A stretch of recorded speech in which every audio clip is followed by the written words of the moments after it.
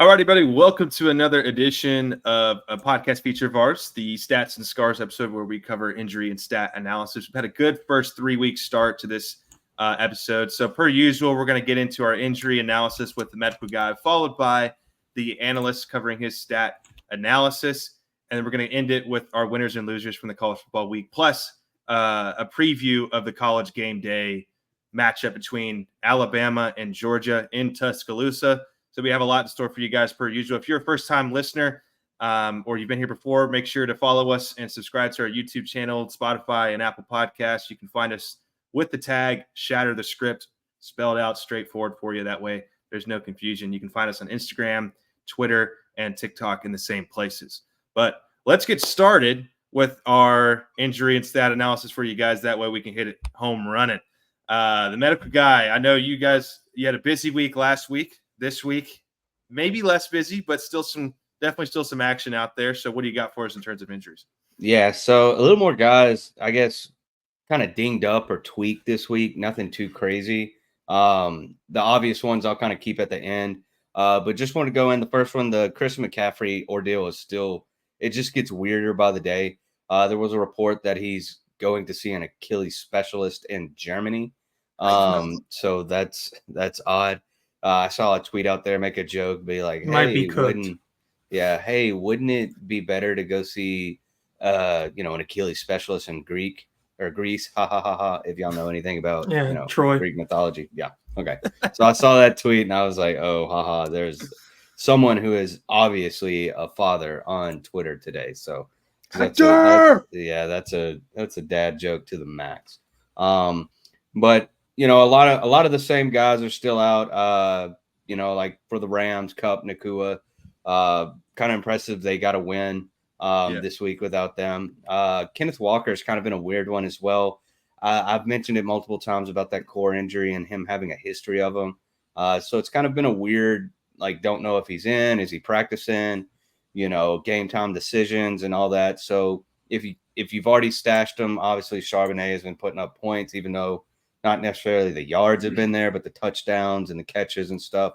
So just kind of keep your eye on that, especially if you've got Kenneth Walker, Ryan, to really keep an eye on that, because it may be a game time decision or he may be out a couple more weeks. It's just a very weird thing, and they're not really putting too much out there about that. But to get into our kind of newer ones this week, Justin Herbert kind of had a high ankle sprain, and it seems like they may have rushed him back a little bit because he obviously wasn't looking himself, and it showed. I mean, the Chargers didn't look too great, and he's obviously a game changer for that offense. I mean, regardless what your opinion is on him and how he's been in the playoffs or whatever, like he's a good quarterback, and his backup is definitely much less than him. So keep an eye on that. I will say this before you know the next one too. Is that rushing him back with that ankle injury?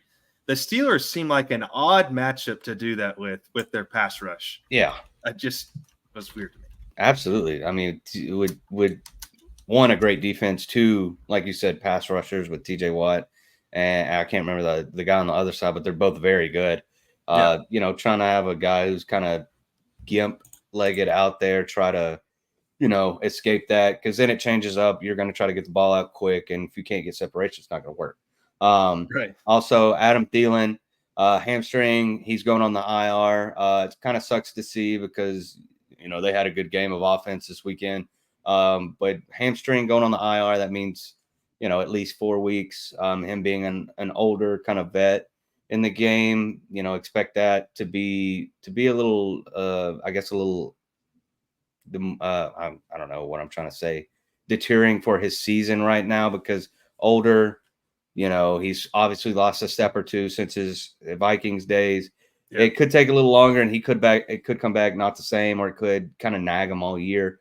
Next, David Njoku, ankle injury. He's questionable.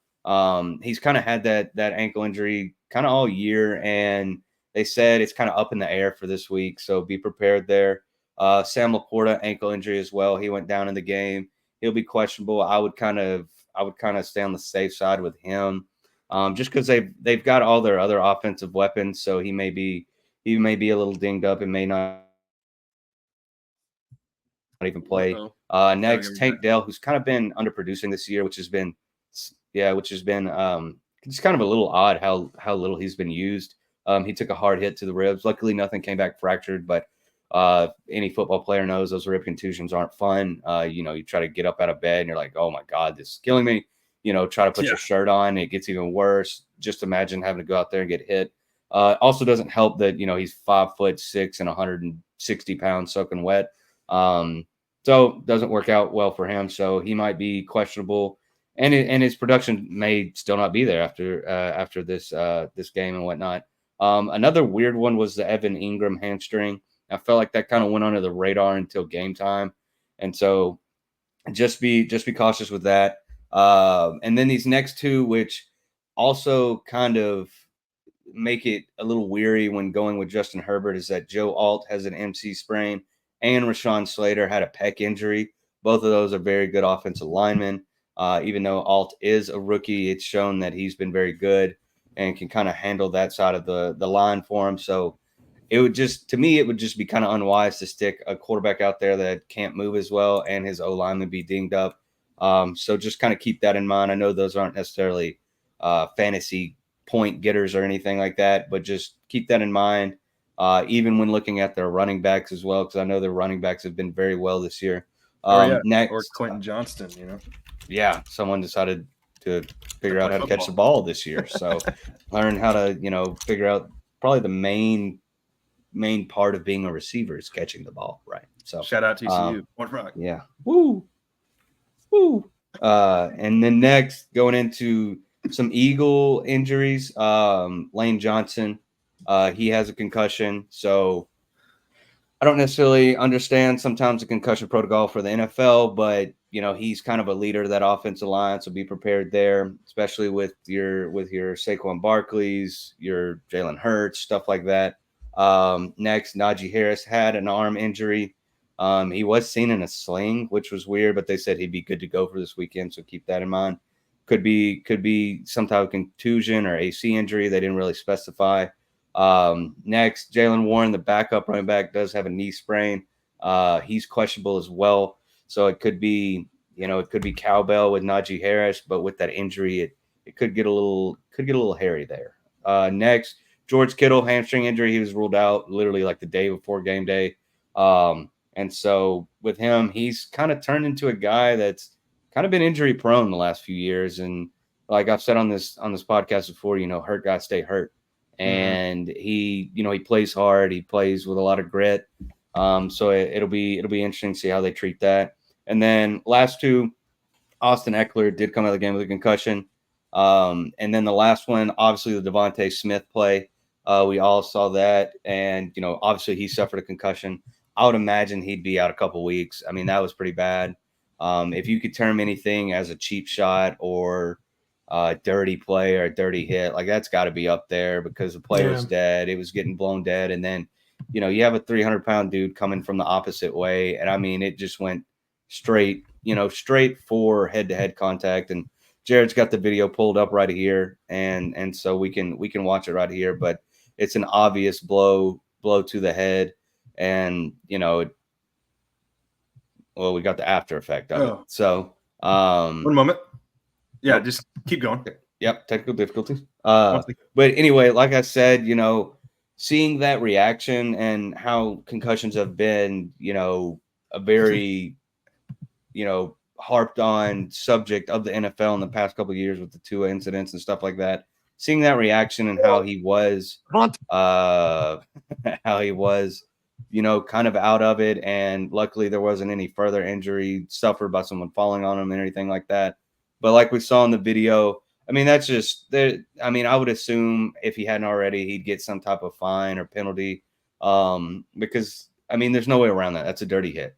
I mean, this play is over. And I mean, it wasn't towards the body, it wasn't towards anything. It was straight head hunting right there. That game got really dirty too. Like there's multiple plays where you had D linemen just diving on running backs just to dive on them, or spearing them as they're going to there's a lot of clips from the Saints. It's almost like that time when Sean Payton was paying people. You remember that years Bounty ago? Gate. Bounty Gate. Yeah. And so like obviously we know football is a violent sport. You know what you sign up for, but like it seems like the NFL and a lot of other entities and institutions have worked to try to make the game safer, which is, I mean, y'all both played football as well. Like it is a good thing to not have these type of injuries and avoid them when we can. But obviously you can't say he was going in there trying to make a play, right? No. Like that just looked, it just looked harsh. It looked it was unnecessary. And so hopefully, a speedy recovery for him, hopefully no long-term effects. For fantasy reasons, it's going to be tough to go with the Eagles because now they're going to be possibly down. I would expect their top two receiving players on that team. And so I don't need to harp on concussions any more than I already have in the podcast because we know what they can lead up to. We see it with Tua right now. We've seen it with plenty of players in the past, such as Michael Irvin, Troy Aikman, to name a few. Junior Seau, the Sean Merriam, Brett Favre, all that. And so just to harp on it, that there are times when we can avoid stuff like that. And so seeing that right there, that's kind of frustrating and just a little disappointing, especially with where the NFL stance on it is now. All about player safety. Yeah, so that kind of wraps up the injury list. Yes, it's a lot of players, a lot of them more dinged up this week than last week where we're having everybody go on IR and 6-8 weeks and all that and whatnot. So, but just pay attention to some of those. And next, we'll get into the fan favorite, the DB list. Okay. Yes, sir. Unfortunately, I couldn't find too many, but I do have two. I've got plenty. I'll go. Well, I mean, you could write up the Dallas Cowboy defense and or team and or owner and or organization. It'll start a 30-minute conversation. Yeah, we don't need to go on that on stats and scars because there'll be a lot of scars. And so my first one, and it's unfortunate for him, but Derek Carr, and not because of how he played, but because of the quote that CJ Gardner-Johnson or whatever came out with after that game. I don't know if y'all saw that, but they asked him like, hey, what do y'all think of the Saints? Like, they're a contender. And he straight up was like, the Saints still have Derek Carr. They're not a contender. They're a pretender. And I'm like, Jesus, dude, like, my God, just get ready. Don't you forget that. Yeah, just be ready to be targeted by every QB in the league right now because, like, Derek Carr, just – for 2 games or 3 games or whatever, just set the league on fire for a second and had one bad game. And it's like, hey, this guy sucks. Remember that. And I'm like, You want to talk about catching the ultimate stray. Like, he just caught one. And so, unfortunately, Derek Carr's got to end up on my DB list just for catching that stray. And just the fact that, other grown men in the league would sit there and be like, yeah, dude's not it. And so that's my one for right now. I'm going to let y'all take the wheel and give y'all's DB candidates, and then I'll give my second one. All right, the analyst. My first one, this was automatic. I said this earlier in the week when we were all texting. Mel Kiper on the 2 high safety. Oh, yeah. Good one. Bullshit he spewed on whatever news coverage I did. He basically said, I mean, everybody's probably seen it by now, that the NFL needs to ban the 2 high safeties, which is just the dumbest take of all time. The 2 high safeties has been in the league since like 1970, probably before that. And he's talking about, in the clip, he was talking about how far back they are. And it's like, okay, well, how much more, leeway we're going to give the offenses in the NFL? Like, I like offense. I think it's fun. Obviously, everybody wants to see bombs.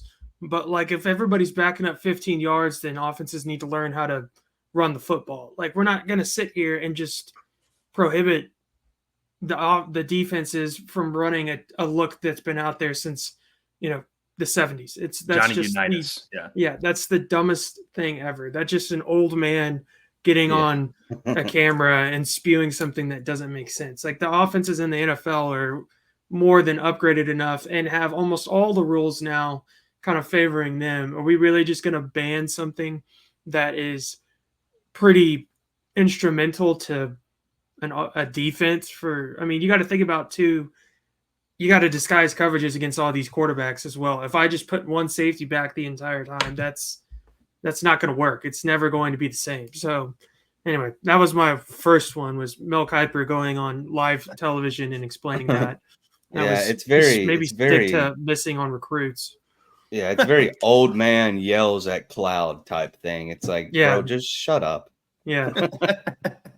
Yeah, no, mine, I actually have a video for mine, and it actually goes in relation to the medical guys, and it's Micah Parsons responding to CJ Gardner-Johnson. Oh, yeah. And it just, on his Bleacher Report podcast, we continue to complain about this, but I'll play a little bit of the clip. They are a very good team. And CJ Gardner-Johnson said they're pretenders. There ain't no contenders, they're pretenders. And they have Derek Carr, remember that. I don't know who CJ Gardner think he is, bro. I mean, we've been dealing with this cat for a while. I mean, we just got to be a little bit real right here. Like, I think Derek Carr has validated himself way before CJ has ever done. Like, in the most respectful way, I'm not taking away anything, but Derek Carr has been a Pro Bowl quarterback, before, highest paid quarterback before. Like, let's be real. Like, Derek Carr has always been a pretty damn quarterback. You know what I'm saying? Like, they're a contending team. You got to think their starting center went down in that game, Eric McCoy. Pretty probably detrimental. You got to think Ryan Ramczak is still not playing. So they're very limited on the things they can do. They have a rookie lineman out there. Trevor Penning, a guy they benched, before. And, I'm not targeting these guys. Guys that are playing in the league, so not like they're bad. But when, you got a pretty much healthy roster against, a damaged front, it's kind of limits you on the things you can do. Yeah, so basically, I love this from a DB list standpoint, because you just got smoked at home for the second straight week, and I'm gonna start calling Parsons like Mr. Excuses. I mean, even for other teams, it's like, oh, all these excuses and effort and this, and it's like I'm just sick of it. I don't understand. Like, I even tweeted the Cowboys are going to get smoked by the Eagles. Like, there is nothing that convinces me that that the Cowboys can, after their last two performances, can overcome this slate of good teams coming up. So yeah, Micah Parsons make my DB list on that, because I'm just like, yeah, like CJ Gardner-Johnson can talk his shit. He's always been a shit talker. I mean, that's just what he does. And then Parsons comes in there and he's like, I don't know who he thinks he is. And I'm like, at what point are you going to learn that when you run your mouth, they fucking shove shit in it, Pause. But that's the only way I can really phrase it. But yeah, totally put. Yeah, it is kind of just odd to see, like, Micah Parsons kind of go in on, like, that offensive line, and then the same, like, offense that just throttled you, like, a week before. Yeah, that's very just. They throttled Dallas, but then ironic. Didn't throttle the Eagles, which is why I'm like, I don't get it. Exactly. Yeah. Do you have another one, DB list candidate? Medical? Yeah, my second one, and it's unfortunate. I don't want to harp on the guy, but Bryce Young. He's had a tough career so far, and we've all made the excuses about it being for a bad team and not having weapons, and the coach sucks, and the coach kind of a piece. But to see, like, the old Red Rocket, Andy Dalton get out there and, I mean, just look like classic TCU, like, get out there, 300 yards, 3 tutties. Like, it's like, damn, that kind of sucks, because it's like, we don't really have an excuse for you, because, like, Andy Dalton isn't like a Tyler Huntley that, he could have gotten out there and, like, backup QB, and he gets out there and he runs for 150 and throws for 100 and they win the game. It's like, oh my God, Tyler Huntley, mobile quarterback type guy.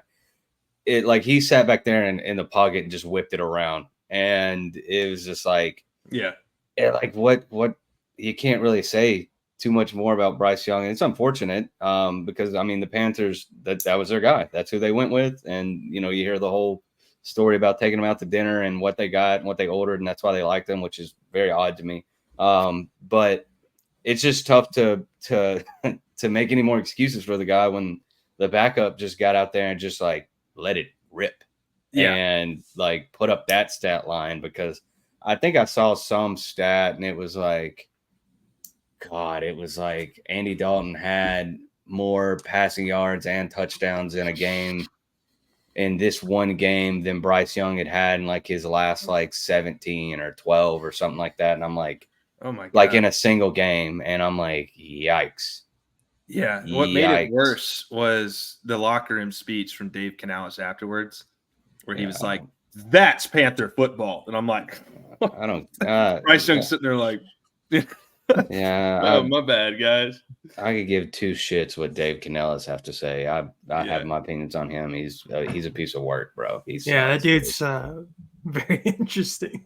Now Ryan's DB list might be similar. I don't know if you have a Raider, but if you don't, I'm gonna go with the Raider.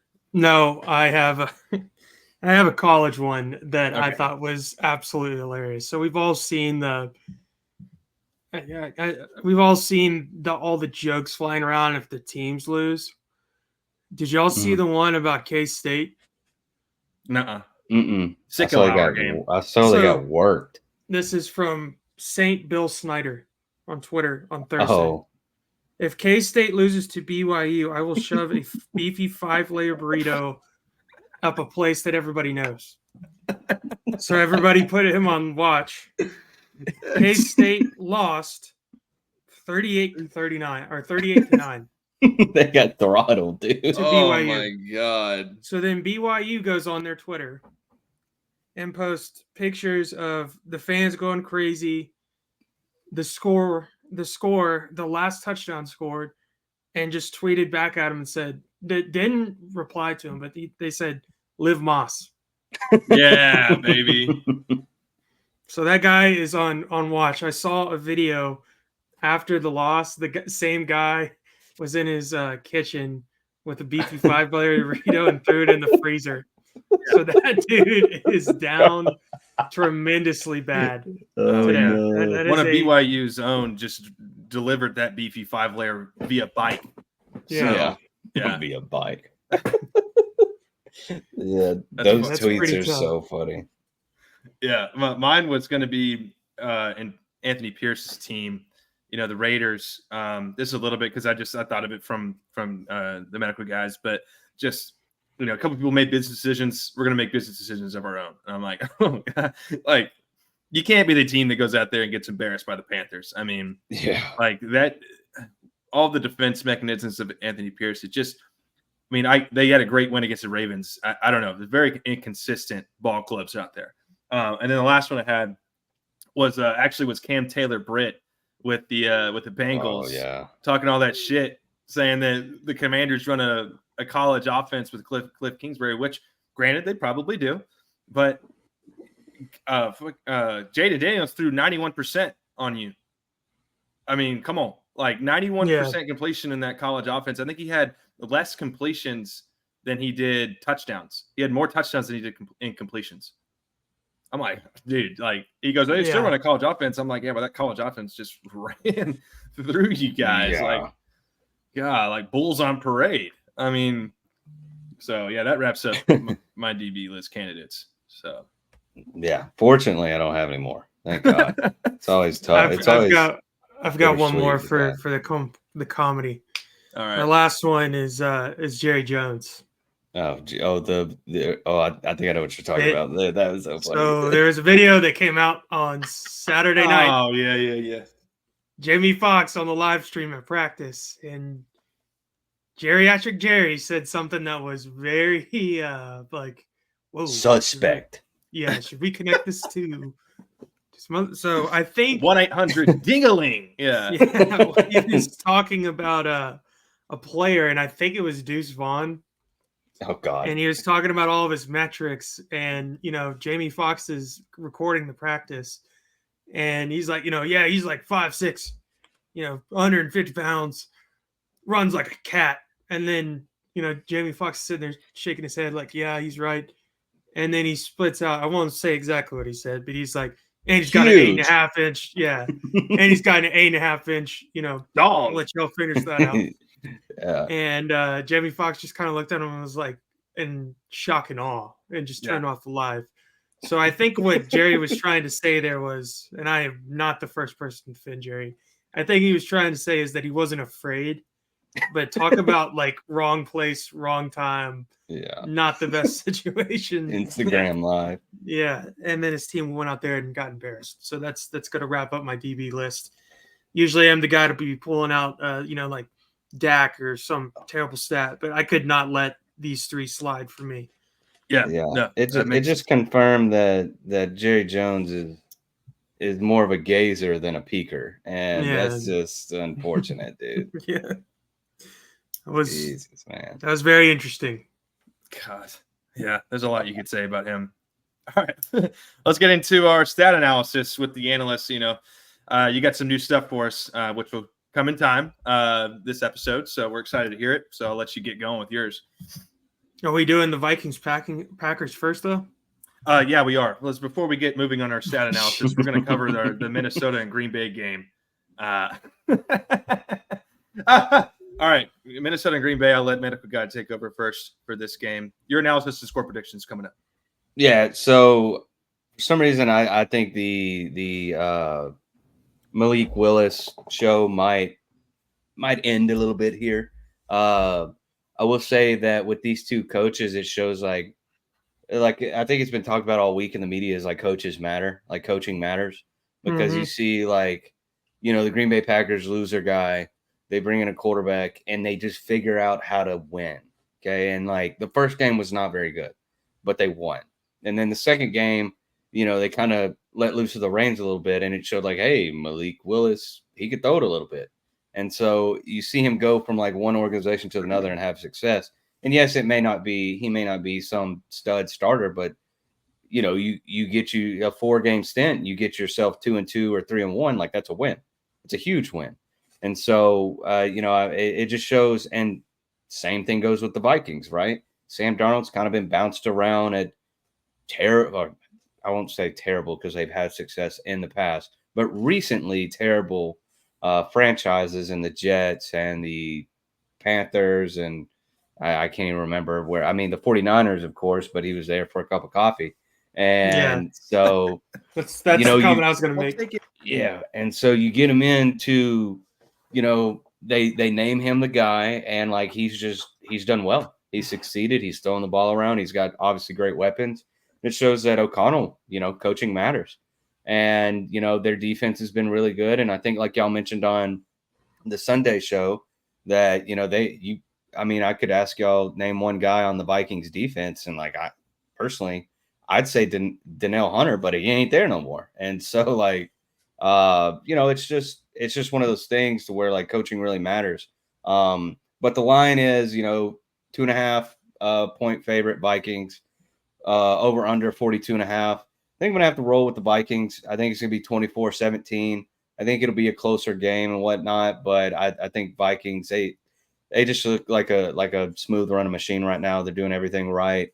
With all the weapons that they have on offense, and the defense is just looking, I think that's the biggest surprise there. Is like, you obviously know you have the weapons of wide receiver and Aaron Jones at running back and whatnot. So, you have those weapons that are probably going to perform, but just seeing how that defense has done really well is the biggest surprise. And I think they're going to keep it up, and I think they're going to take this divisional game. So. All right. The analyst. Yeah. So are we sure that Jordan Love's not going to play after all the videos that came out of him warming up? I just can't imagine that, like, you're on this run right now and you're playing a team with a backup quarterback. I think you got to – I think that would just be tough. And especially like we talked about with a good defense, like, it would just be tough, kind of like with the Justin Herbert thing, is like putting a guy that has an injury, and it kind of happened in a weird way to where it wasn't like anything crazy or like super bad contact. He just got tackled and bent the wrong way. Yeah. I just think it would be more safe than sorry with that being your franchise quarterback to, give it another week, right? And then make sure, like, not only is he practice ready, but like he's game ready. And so I think they wait a week and whatnot. But who knows? Well, I still have the Vikings winning. I feel like with Jordan Love being out, like everything you just said, if he is out, then that's going to be tough. And I think the Vikings being on the roll that they are, that they're going to end up, kind of confusing whoever's playing quarterback. Not because I don't think Jordan Love's I think the Packers are legitimate. And I said a long time ago that I needed to see more from the Packers. I think that was week 1, and I said they were overrated. Well, I've seen enough. I think the Packers are what they were last year, and I think they're better. But I do think that the Vikings are just on a roll right now. People are having trouble figuring out that defense. If Jordan Love did play, I think that since it's been a while since he's been in an NFL game, and he's only played 1 this season, that I think the speed and the Vikings confusion could get to him. But that's not to say that the Green Bay Packers can stay in this game with the coaching they have. But I have the Vikings continuing their run here. I think they win 27-21. Nice. Yeah. I think this is a coaching battle for sure. If you guys were able to view my power rankings from Tuesday, you'd be able to see my analysis on Brian Flores and what he's done for this defense. Like the medical guy mentioned earlier, there really isn't anybody you can name outside of maybe Stephon Gilmore, but everybody kind of forgot that he arrived there. And outside of that, you got a bunch of team ball players on that defensive unit just absolutely making good quarterbacks see ghost. And now you're going in against most likely Malik Willis, and it's going to be a coaching match on the defensive side of the game. I mean, and to complement that, you got one of the greatest recent passing game coordinators in Kevin O'Connell, who's made everybody that's came to that building since he arrived look like an all-pro. And Sam Darnold's on a roll. He still doesn't have everybody healthy, but he's got Justin Jefferson, so I think that's going to be instrumental. If the Packers want to win this game, they got to run the football. I sound like Jason Garrett, but they got to run the football, control the clock, get their defense time to rest, and that'll keep them within the ball game. There is a good chance that the Packers do win this game. I'm almost tempted to take them, and it's going to be very, very close because you can't keep this steam up for too long if you're Minnesota. There's not many undefeated teams that remain in the NFL these days. So I'm going to go with a shocker, and I'm going to say with the Packers win 19-17 in a divisional matchup versus the Vikings. And this comes purely from Josh Jacobs on the ground and getting the ball moving. And some playmakers like Christian Watson and Dontavius Wicks and Jaden Reed are going to have to be instrumental, both with misdirection and deep ball passing game. So Matt LaFleur and Kevin O'Connell are about to go at it. I have 3 NFC North teams in my Power 5. This is a big game matchup. I would not be surprised if the Vikings won. As I said before, I'm going to take a risk. I'm going to say the Packers win 19-17. This is going to be a close game for sure. It's going to be a back and forth, especially with all the questions out there regarding both quarterbacks. And I don't know. I'm definitely going to tune into this one for sure. Yeah, no doubt. All right. Now, sorry for the error earlier, but now we'll move on into our stat analysis breakdown, key stat leaders and film analysis, and then we'll finish with that part of the segment with the Buffalo at Baltimore game for Sunday Night Football. So, Ryan, I'll let you take it away. Yeah, so usually, this is the part of the podcast, obviously, when we do, QB1, wide receiver 1, running back 1, something that I saw during the week. But, now that we're kind of 3 weeks in, I want to do something a little different. This is where people start putting labels on teams. It's about the week 3 range, week 4 range, frauds, not going to make the playoffs, interesting teams. We just talked about the Vikings. That's one of the teams that we think is going to be pretty interesting down the stretch if they can keep up their mojo. Or you have somebody like, our team, the Cowboys, that have been a complete disappointment and look like they don't deserve to be in any game.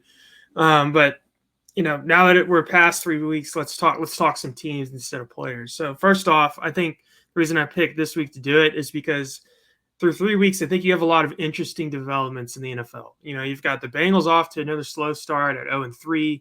They're sitting at the bottom of their division. Bills looking like the best team in football now that Stephon Diggs is gone. You have a lot of people in the offseason say, who's Josh Allen going to throw to? And he actually had a quote out today. We're recording Tuesday, but he came out and he said, hey, I think that, it's nice to throw to people that do not care about if they're getting the ball or not. And they don't care about stats or touchdowns. They just care that when they get the ball, they're going to do the most with the ball. And, I think that's shown up for them the last couple of weeks. Jared said it on his power rankings. You got Kincaid starting to heat up. You got Keon Coleman finally getting involved. They got James Cook rocking and rolling in the red zone. The Bills just looked like a really strong team right now. Moving on, Ravens dropping their first 2 and then giving an absolute ass whooping to the Cowboys. But oddly enough, they're sitting behind Justin Fields-led Steelers in their division. The Steelers are 3-0. Who would have thought through the first 3 weeks you would have the Bengals on the bottom of that division, Ravens down to 1-2, and the Steelers sitting at 3-0 after you have, star boy Russell Wilson sitting on the sidelines being an emotional cheerleader, and Justin Fields that was traded away because the Bears didn't think he was going to be any good, now leading a team to 3-0. So the other thing you got the Commanders sitting on top of the NFC East, the Vikings sitting on top of the NFC North, the Saints sitting on top of the NFC South, and the Seahawks sitting on top of the NFC West. That you probably wouldn't have put money on that if I told you that was the case going through 3 weeks in the NFC. I mean, that's crazy. So to flip on that, you have the Niners, the Rams, the Bengals, and the Cowboys all sitting at the bottom of their division right now through 3 weeks. Wow. That's super interesting to me. So with all these storylines, I wanted to do like a little segment where we think of all these teams end up at the end of the year and who we think ends up in the playoffs. There's a lot of teams to talk about, so I'll try and move fast. But cool stat here. I was going to start with all of the 0-3 teams, most likely to make the playoffs, but that would include the Titans, the Jags, and the Bengals. But since 1990, only 2.5% of teams that started 0-3 have managed to reach the playoffs. Here's a cool stat. The last team to do it was the 2018 Texans. That was the year that I believe they lost to the Chiefs when they were up like 24-7 in the playoffs. That was also when Deshaun Watson was Deshaun Watson.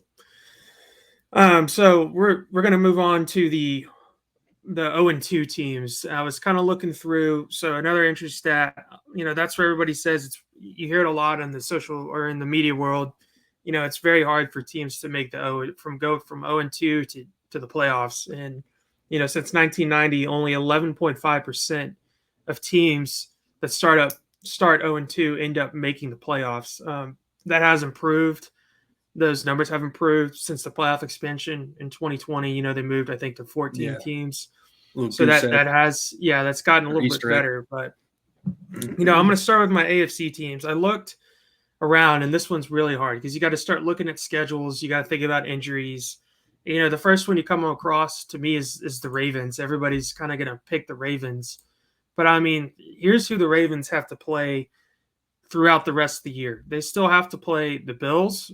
They got to play the Bengals twice. They got to play the Bucks. They got to play the Commanders. They got to play the Eagles. And they have to play the Texans. That's a pretty tough schedule. You got to play the Bengals twice. Yeah, certainly. You got the Bills game that we're going to talk about. The Bucks, don't count out the Bucks. Don't count out Baker Mayfield.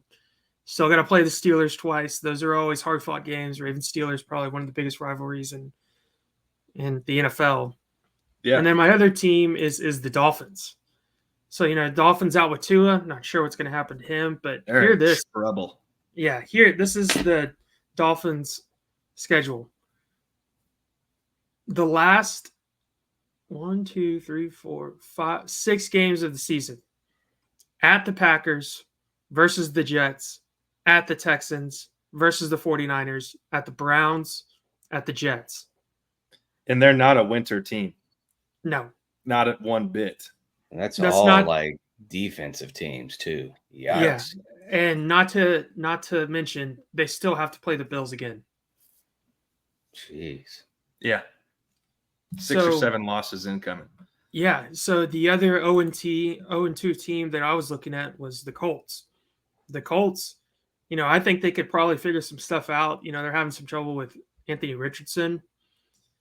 But, they still got to play the Bills, the Texans.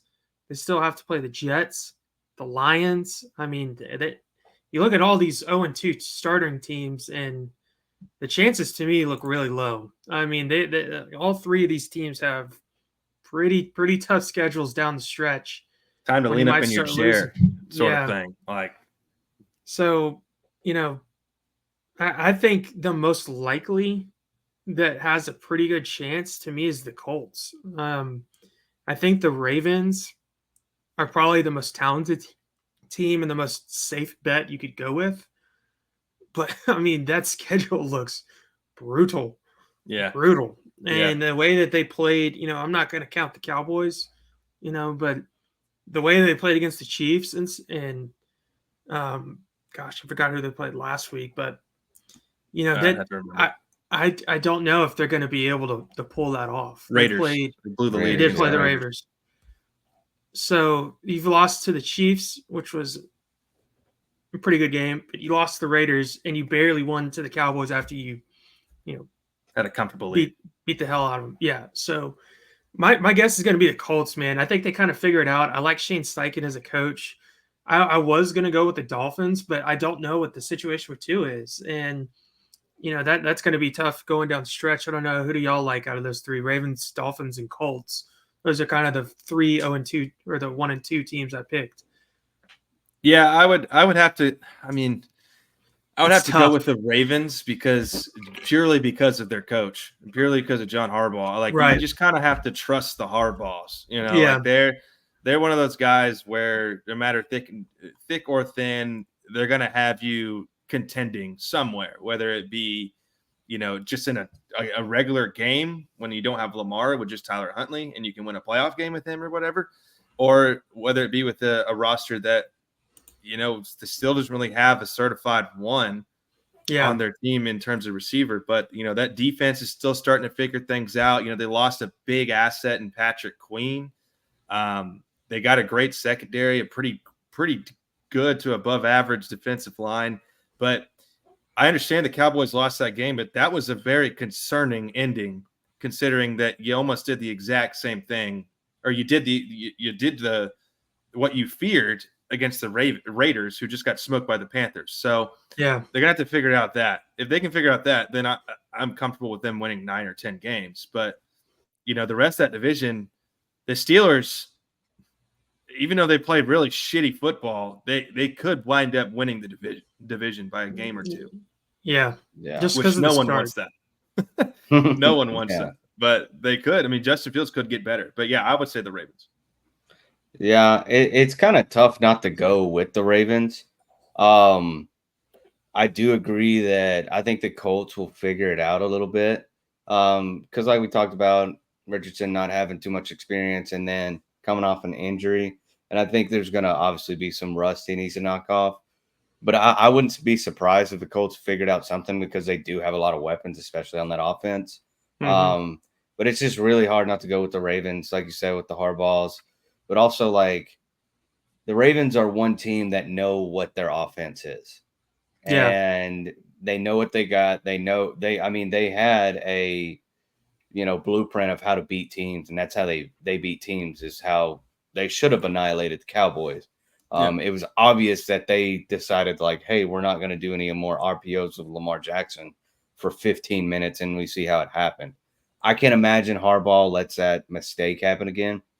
And I think that defense will tighten it up as well. But I would just have to go with the Ravens. I think they just have too much talent and too good of coaching to not figure that out. Yeah. I mean, I understand. I'll say all of that if you actually go look at the standings right now, I just don't know how a lot of these teams end up making, because you pick 7 from one side and 7 from the other. Mm-hmm. You've got the Bills at 3-0, the Steelers at 3-0, Texans at 2-1, and the Chiefs at 3-0.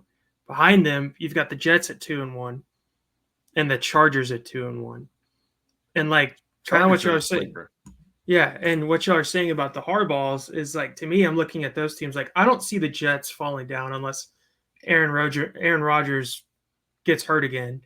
And if the Chargers can hold on and get Herbert healthy, I think they end up maybe making the playoffs depending on what happens. But that's why I'm saying I'm looking at a lot of these 1 and 2 teams, and it's it's just going to be real tough with that schedule. That's why that Raiders loss for the Ravens is going to look really tough. It's going to come back to bite them. Yeah.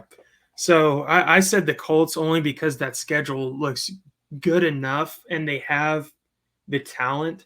I've complained about AR-15 not being able to throw a football, but if they could figure it out, they could probably itch out a couple wins there. And I I see the Ravens having a tough time with that. I don't know. I think the safe pick is the Ravens, but I think the interesting pick is the Colts. So I would agree. Anyway, we'll move on.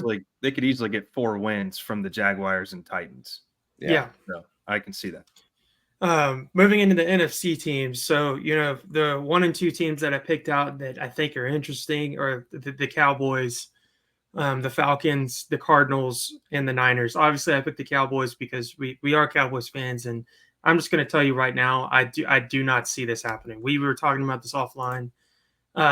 Speaking of hard schedules, the Cowboys have to play the Steelers, the Lions, the 49ers, the Falcons, the Eagles, and the Texans weeks 6 through 10.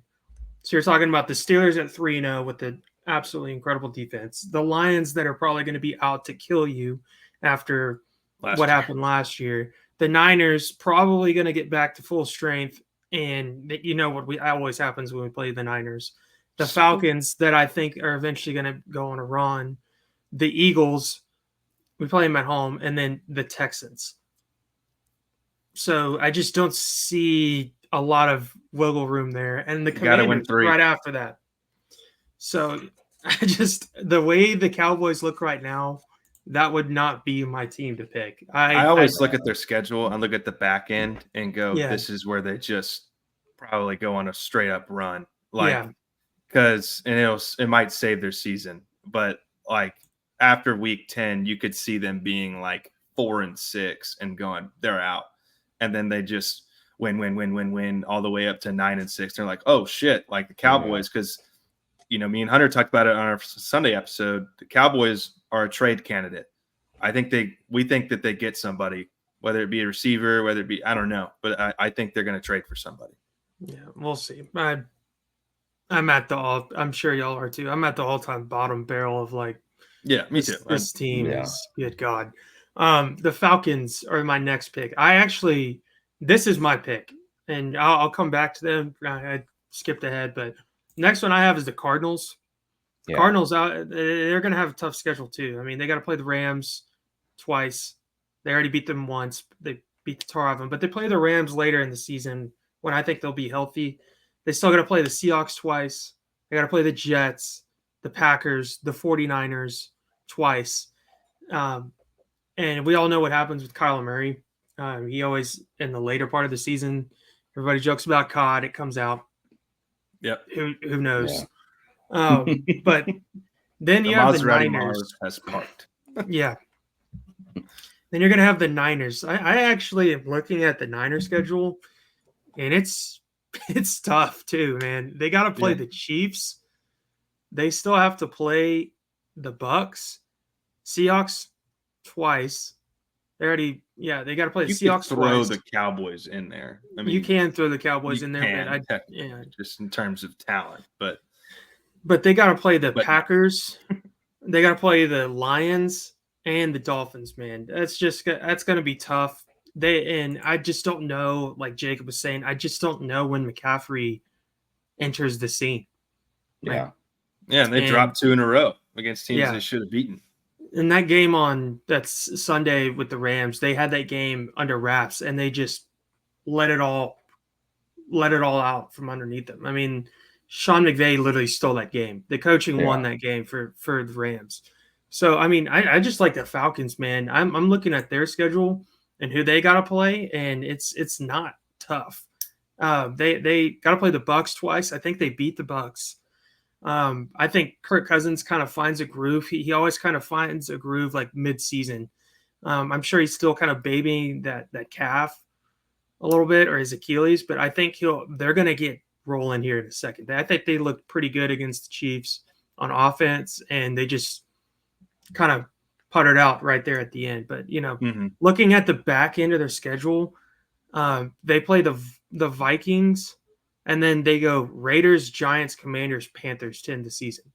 So I think they have a pretty good chance at the end there. And they've got a pretty good defense. And, I mean, they're in a division where I just don't think that, I don't think that the Saints continue what they're doing. The Panthers are not going to be a contender. They're really just going to be competing with the Bucks. And I think if they win one or two with the Bucks, I think you'll see the Falcons. I just dropped some. Sorry. I think you'll see the the Falcons in the playoffs pretty quickly there. But out of those teams, I've got the AFC. If you're talking 0-2 or 1-2, I think the Colts have a good chance. In the NFC, I think the Falcons have a great chance. I think they have a great chance with their schedule. I think they have the players. And even if Kirk Cousins goes down, you still have Michael Penix that's just kind of sitting there in the waiting too, which I've already talked about. Everybody kind of talked about how that was a bad pick, but you're kind of watching Cousins deteriorate a little bit. So if he does go down, you have a gunslinger just sitting on the bench, fresh, ready to go, and lefty, southpaw too. So those are my teams. I don't know what y'all think of the NFC, but not the Cowboys. I'm done with them. Sell. But I like the two interesting picks for me would have been the Falcons and the Cardinals, the two birds. The Cardinals just seem like a fun team. Like they may not win, but you're gonna watch them with Kyler Murray and just how he plays, just a fun team to watch. And it's the same thing with the Falcons, with all the weapons they have on offense, and I feel like every game, Bijan Robinson does something you're oh shit, he's insanely just good and athletic. Yeah. And so I'd have to go with you with the Falcons with that division. I agree about the Saints. I mean, you still two of each from them, and then just try to get one from the Bucks, and I think you end up sitting pretty. And all the games they've played, they've, the first one was obviously rough, but the other two, they've looked well on offense. Yeah. And so I could see them sneaking into it and then being a kind of a scary team in the playoffs. Yeah, and I think that's with what I was saying is I just don't see the velocity of Kirk Cousins' ball that has been there in the past, and that's why I'm saying I still think with him being 35, I think the Achilles might still be affecting him in some way. Yeah. But out of those four teams, I could see the Cardinals kind of making a run for it, but their schedule is just kind of brutal, and I just think the Falcons have a really good chance to kind of climb out of that hole. So, Jared, what do you think? Well, the Atlanta Falcons, they actually were very, very close to being 0-3. Very close. And they were also very close to being 3-0. It's weird. So I'm not really convinced with that division as of right now of who's a player and who's not, because you still have election year car out there. I can see them deteriorating, but they're also, I don't know if Marshawn Lattimore's back, but Clint Kubiak has completely revamped that offense. And if they continue their stunt, there was a lot of batted balls against Philadelphia, but they should have won against Philadelphia. I know they didn't, could have, should have, would have. If ifs and buts for Honey and Nuts, we'd all have a Merry Christmas.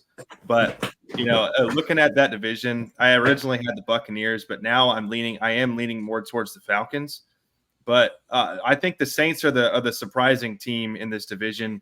I just think they've got a ton of veterans that know what job needs to be done. The Super Bowl is in New Orleans this year. They're going to be playing a little harder. So I think that it's between the Saints and the Falcons, but I really do believe that all three of those teams, Saints, Bucks, and Falcons, will be 8 or 9 wins maximum. Just real tight race, a lot like the last 2 years, with the division leader being under 10 wins. But they're going to be battle tested. They're definitely not Super Bowl contenders. I don't think any of them are. But in terms of playoffs, I think all three of them have a shot. But I think. Sorry, I didn't mean to cut you off. I was going to say, I think that the Falcons division, the NFC South, is going to be a dogfight. Kind of what you're saying is that's going to be a dogfight. But I also think the West, the NFC West, with the Rams, the Cardinals, the Seahawks. Seahawks, man. I mean, the Niners is the last team in that division. That's going to be a dogfight too. That's why I think, the Falcons probably have the best shot just because they have the most talent and the easiest schedule to do it out of those four teams. If the Rams get healthy, man, watch out. Yeah, the Rams, but they just, they're falling apart like crazy. It's crazy. Yeah, and under all of that falling apart, you beat the 49ers. Yeah, so they're falling apart too. Yeah, but that's an impressive win. Heads falling off, like yeah, and that what gave me a little encouragement about the Rams was after the game was Sean McVay tapping Shanahan on the top of the head like, little boy, like, it's all right, you'll get him next time, sport. But it's a coaching match. But I'm liking, dude, the Seahawks, man. Geno's looking really good. I thought at some point you're gonna have to go with Sam Howell, but yeah, the two contenders in that division, I think I'm gonna give a little leeway to the Seahawks over the Rams. But towards the end of the year, the Rams will probably go on some type of run that'll get them in contention for a playoff spot, but I think they'll fall out of it last week. Jacob, you got anything else? I was going to see how long we could stay silent there. I was like, no, I gave my piece on all those. So, all right. Cool. Is that all from your segment besides the Buffalo and Baltimore game? Yeah, I mean, and we can move on to that. So, going into the other game we're going to talk about, we have the Bills and the Ravens. We were talking about this a little bit before we started. Whose line is it? And it's crazy to me, but the Vegas odds have Baltimore as minus 2.5 point favorites right now. That just seems odd.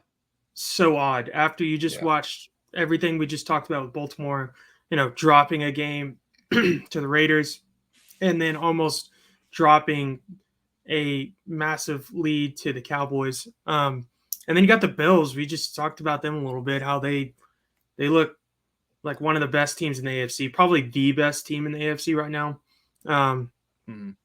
But I think this game's it's going to be close just because of the talent on the field and everything that Jared mentioned about with the Harbaugh. They got all the talent. You got, Lamar, Derrick Henry, Mark Andrews, even though he hasn't been producing, Isaiah Likely, Zay Flowers, and their defense is stacked and talented.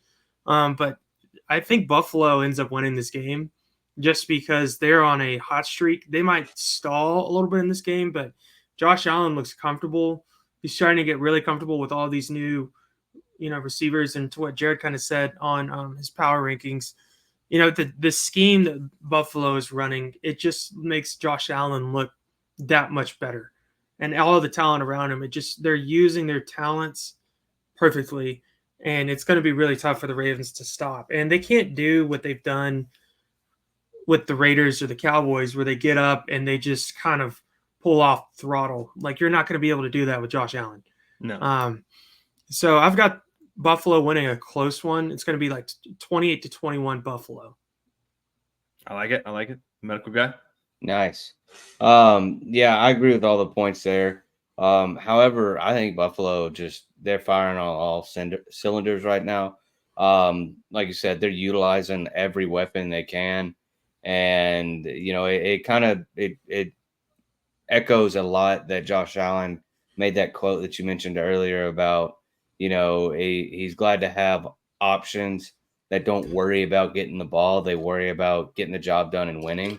I think that speaks highly of all his weapons that he has now. And like we talked about the Ravens, like, yes, the defense is very good and can be very good, but it is very concerning to have those two, the one game where they came back and lost, and then the second game with the Cowboys. I mean, you could chop it up to whatever you want to say, but like, Baltimore knew what everybody in America knew what Dallas was doing those last 10 minutes. And it was just, hey, we're going to throw the ball every down. And it wasn't like, if you go look at the scoring drives in that Dallas game, those 3 touchdowns were all under like 2.5 minutes. Okay. So it wasn't like they were dinking and dunking it for, 4 or 5 yards and getting down the field in 7 minutes and finally scoring. Like, they were moving the ball almost at will. And so that's a little concerning to me, especially with, the Bills offense. And yes, I know they're not the same as the Jaguars, but how efficient they've been. So I'm picking the Bills, and I'm picking it as a big victory. I'm going 31 Bills, 14 Baltimore.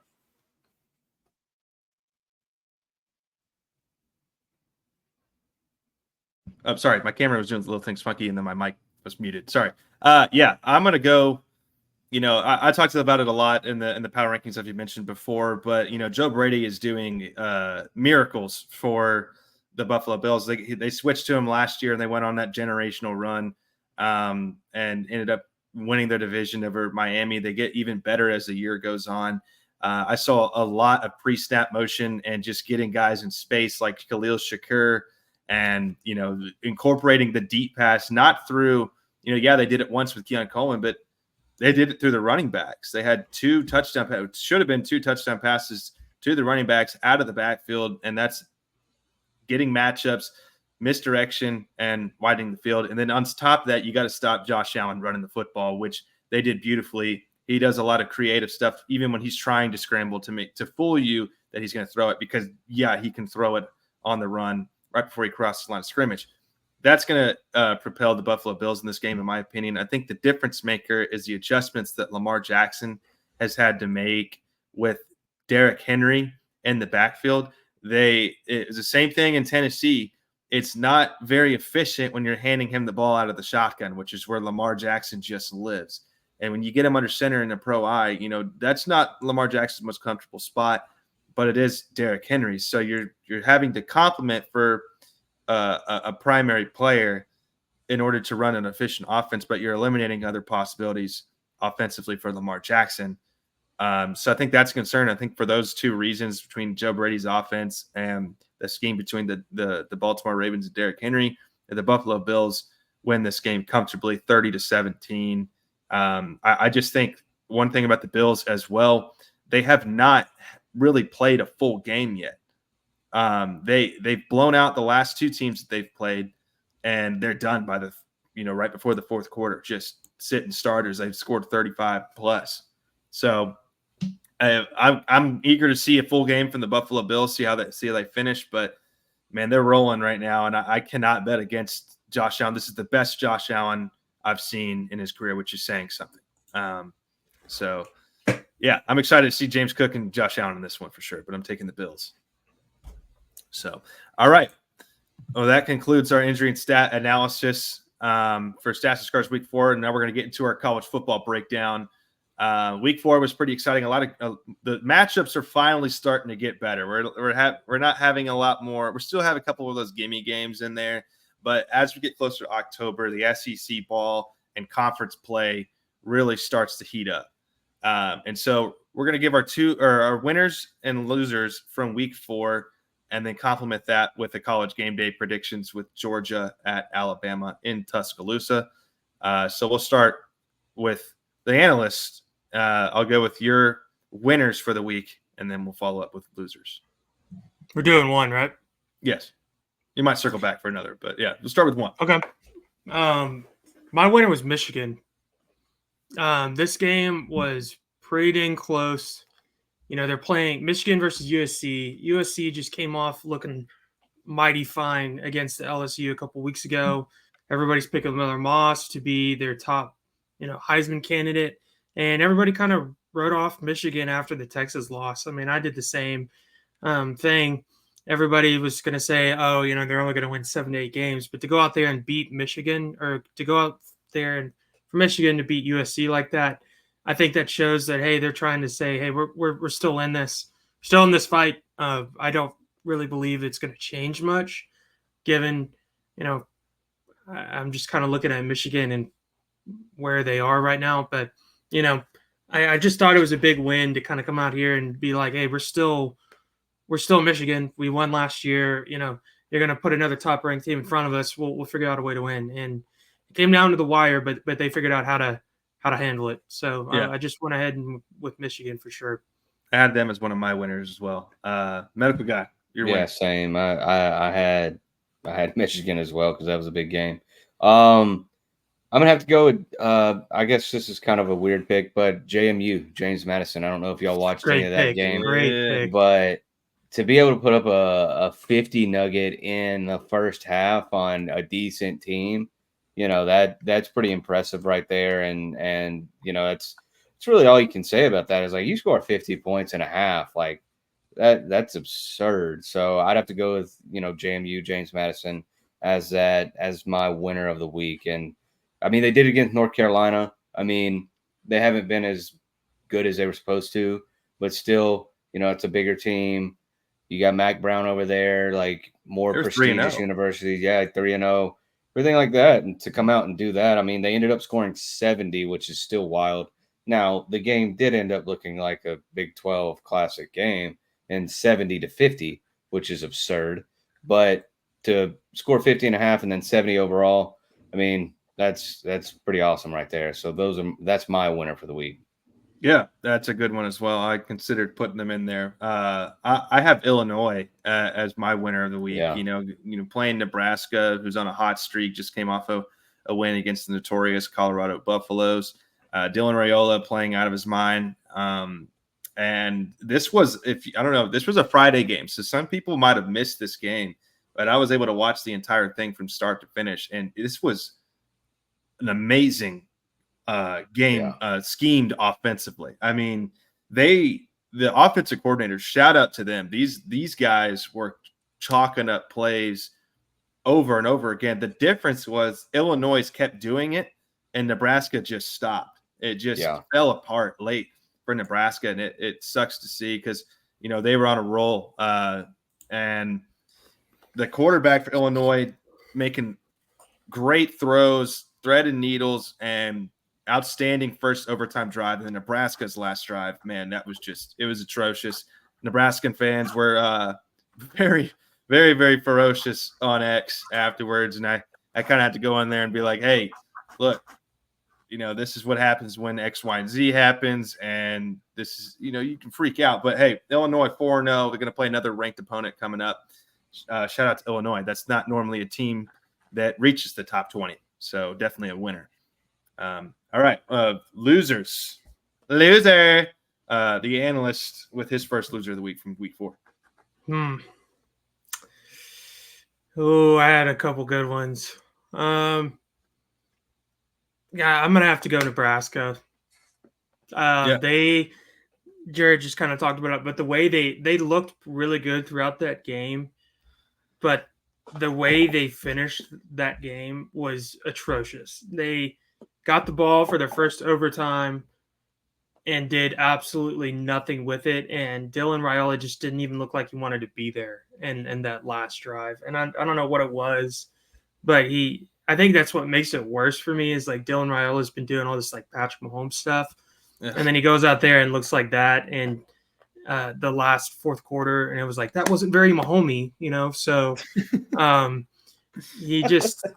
he basically got sacked, like got up, took off his helmet, and just walked off the field. It was pretty embarrassing. So, I mean, that was a tough fought game.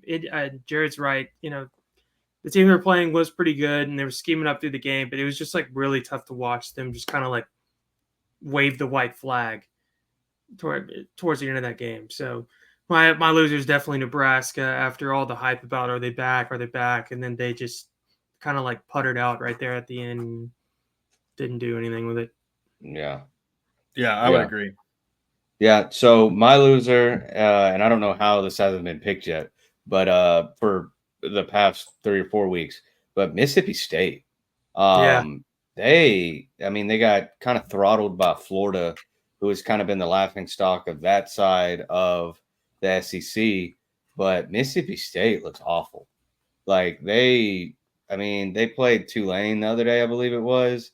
And I think one of was it Brandon Walker for Barstool was a big Mississippi State fan. And he was like, I don't think 3/4 of this team could play for Tulane right now. And so, they're usually in some type of contention for just being a decent team. And this year, like they're trash.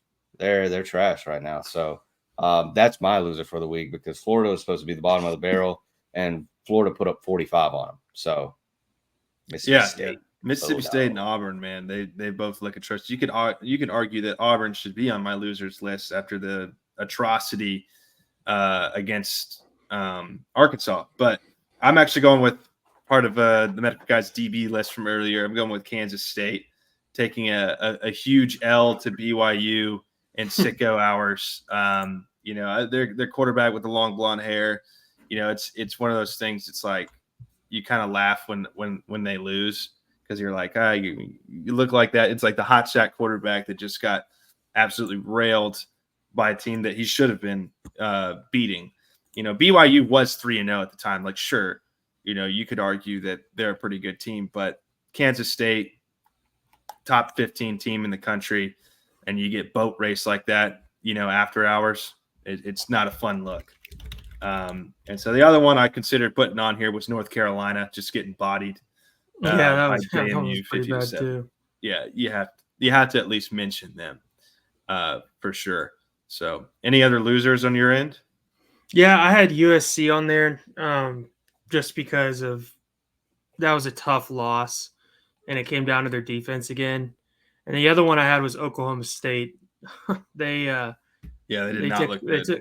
No, they did not. But they didn't look good against Arkansas either. So those are the other two I had. But I thought the biggest loser was just Nebraska, the way they went out like that. Yeah. The score did not reflect the performance of Oklahoma State. That's for damn sure. All right. Well, let's get into our college game day predictions this upcoming weekend with Georgia at Alabama in Tuscaloosa. This is going to be one of the biggest games of the year. And honestly, shout out to Georgia's schedule because, they went into Kentucky. That was not an easy game. It should have been a little bit more comfortable win. But Alabama, top 10 opponent. Then you got Texas later in the year, number 1 in the country currently. And it's going to be tough for Carson Beck to come out of this season undefeated. But I'm interested to see what our predictions are for this game, as we'll have the Challenger script as well from me and our new guest covering that on Friday as well. So the medical guy, I'll start with you down there and get your insight on what you're expecting from the college game day matchup this weekend. Yeah, so it's kind of interesting because it's like obviously two, welly coached and prestigious universities and whatnot. But like Georgia has played like a decent schedule. Alabama has played nobody. Yeah. And so obviously the score, like they played Wisconsin, but okay, let's get real. That game was a game for about 3.5 minutes. And they've kind of just rolled everybody. So their stats and scores are super inflated. So yeah, I'm really interested to see how Alabama comes out because they haven't played anybody. They haven't played anybody even close to Georgia. They like I said, Wisconsin and the other two teams I think were FCS, and so it's going to be interesting to see how they come out and how the offense looks and whatnot. And then I think Georgia has a little bit of a bounce back this week. Obviously, seems like they went into Kentucky and were like, "Hey, we're going to roll this team, whatever," and it almost came back to bite them. But I do think it's going to be a little more of a conservative defensive type game. And I have Georgia 17, Alabama 14. There you go. Little raw dog SEC ball. Oh, yeah. All right. The analyst. I think I agree with everything Jacob just said. I think it's going to be, Georgia's a little bit more battle tested. I think they've kind of taken the top. I've said it before. I think they've taken kind of the top dog SEC approach. Where they are the top team in the SEC as of now. I think Texas is on their heels, same with Tennessee, but I think Georgia wins this game 21-17. I think it's going to be close. It's at Bama. Bama's going to get up and going. I think it's everybody. It's going to be a high vibe game. It's going to be very emotional, but I do think that Georgia has a little bit more, especially like I think what Jake was saying, they have a more of a wake up call from Kentucky. That game against Kentucky, I think they're kind of waking up like, oh, hey, we gotta, we can't just coast to the playoffs. We're not automatically in. We got to go play these teams. So I think I see Georgia's defense getting after Milroe a little bit, making him play more with his arm, which will be tougher for him. I mean, I think he's gotten a little bit better throwing, but I haven't seen him against a team like this. So I've got Georgia winning 21-17. All right. I'm liking the predictions. I'm going to invite everybody to join the Challenger Script episode to find out what my prediction is going to be. I'm going to save that for that episode. That way you don't hear it twice. And that way you can get my analysis with our new guest, Chad Awney, former college football player from the great SFA Lumberjacks.